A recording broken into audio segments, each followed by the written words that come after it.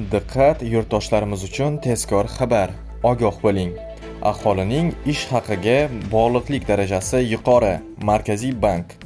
Assalomu alaykum qadrli tomoshabinlar, kanalimizga xush kelibsiz.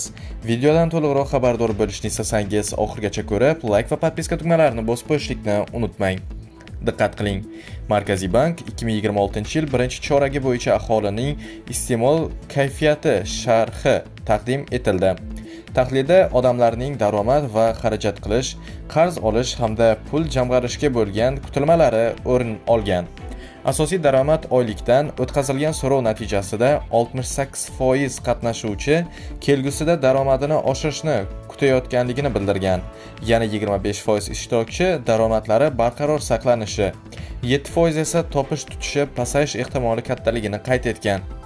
Oylik tushumlari 3-5 million so'm va 7-10 million so'mlik ishtirokchilar kelgusida daromadlari o'zgarmasligini taxmin qilgan.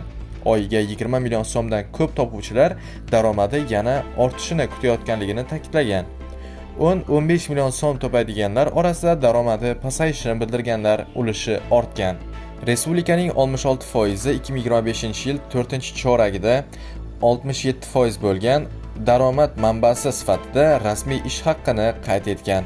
Shu bilan birga tomorqa, tadbirkorlik va savdo hamda kunlik daromadli ishlar, mulk ijarasi va pul o'tkazmalari hisobiga daromad topuvchilar ulushi 2025-yilning so'nggi choragiga nisbatan biroz oshgan bo'lsa, qolgan daromad manbalari bo'yicha o'zgarish kuzatilmadi, deyiladi Markaziy bank tahlilida. Xarajat oshishini kutayotganlar ko'p. So'rovda kelgusida xarajatlari oshishini bildirgan respondentlar ulushi 77% ni, 2025-yil mobaynida 78% tashkil etgan.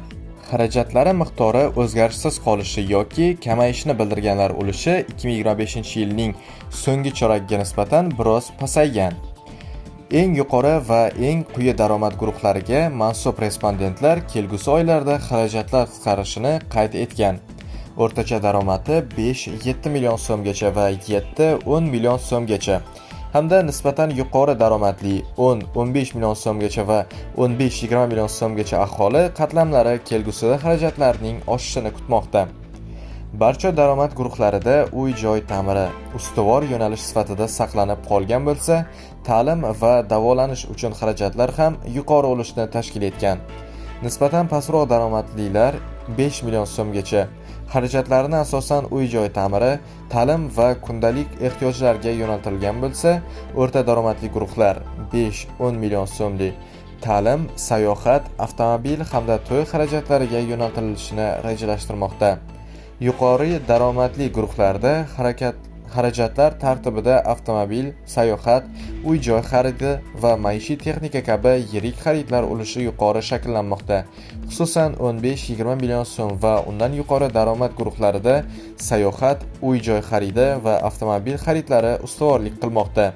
Shuningdek, mazkur guruhlarda davolanish, maishiy texnika va mebel xaridlariga talab ham nisbatan yuqoriroq bo'lib qolmoqda, deyiladi tahlilda.